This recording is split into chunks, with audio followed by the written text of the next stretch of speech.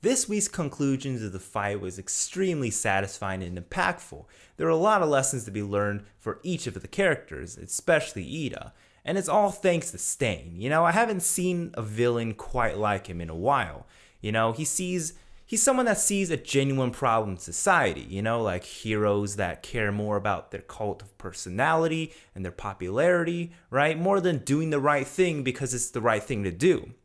And so he comes up with a plan and sticks to it and never even wavers from it, And even when he's faced with like a whole bunch of pro heroes, he's just like, come at me, man. I'll take all of you out, right? And in that moment, I thought he was actually going to do it, And even Endeavor was terrified.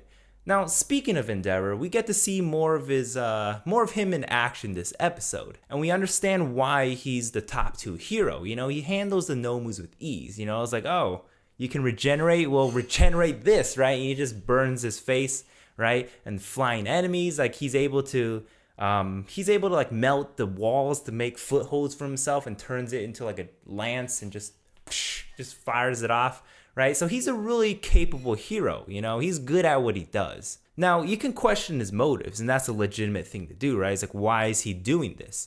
And he doesn't really do it for other people or helping people because he really likes to. He does it so he can be the best. He wants to surpass All Might, and that's his entire drive, his entire goal for doing his hero work. It's all for his ego. And even though he's incredibly, selfish and sociopathic with his family, there's a net positive to his actions. I mean, thank goodness all of his psycho energies directed at, doing hero work rather than trying to be a villain, right? Like the entire world would be on fire if he tried to do that. So he's a type of hero that Stain really hates, selfish, egotistical, and all that, right? So when Endeavor shows up, he just flips out to the point where like the broken rib punctures his lung and he just freaking passes out standing up, But in his like grand ultimatum to all of the heroes, right, with all the intensity radiating off of him, right,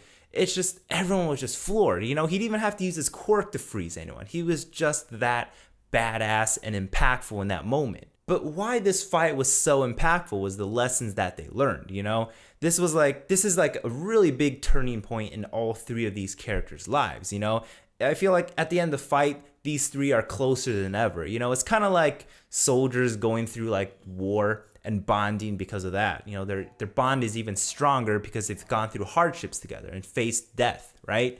And Stain was definitely not an easy opponent for, children, basically, kids in high school to face. And Todoroki was already, you can tell that he was starting to appreciate Deku more, right? Especially after the tournament during the tournament when Deku got involved in his personal life and tried to, lead him on the right path. Like you can tell he's really grateful for that. And after that, he realized that, what I've been doing the entire time was wrong, and he tries to make things right. And it's all thanks to Deku.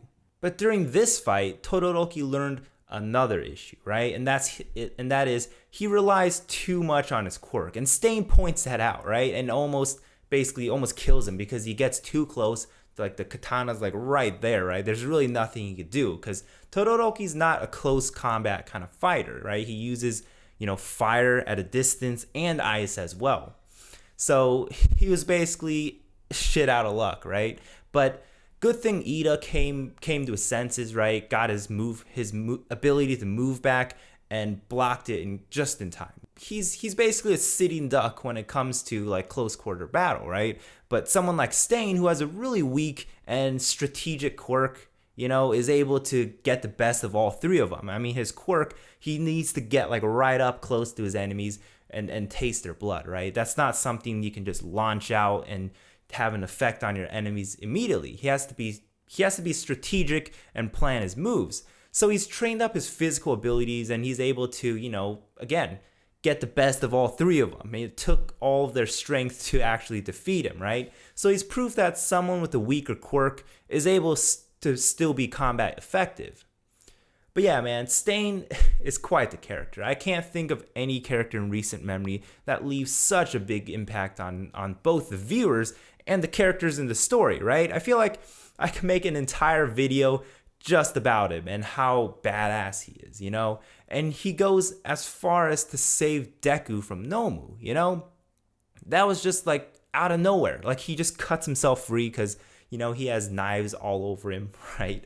So it was pretty crazy, man. He was the one that took action. He was able to he was actually able to save Deku, you know, while all the other heroes were just kind of stunned. They were basically useless. Like he in that instant, he was the hero. He basically schooled all of them right in front of their faces. And he actually goes as far as to like kill the Nomu, which was like, holy crap, right? He just straight up killed a dude, right? Normally, you know, heroes don't really kill people, right? They're only there to like stop the bad guys, and then the police get to take people into custody, right? But yeah, that was pretty crazy. But, you know, I'm not a manga reader, so I don't really know how the rest of this core will go. Since Stain was like the highlight of the season, and we still got several episodes to go, you know, what are they gonna have after this, right? I feel like after Bakugo learns what happens with the three of them, right, he's gonna be so butthurt that he wasn't able to get in on this action because he was just stuck with this, you know, lame agency the entire time, right? Trying to comb his hair, right? So I feel like this is the nice thing about being an anime only viewer, right? You don't know what's gonna happen next. You're always kept on your toes. But yeah, man, Stain is such a great villain. You know, I absolutely appreciate his presence in this anime, you know? So what'd you guys think about this episode? Let me know in the comments down below. And as always, thanks for watching, and I will see you next time.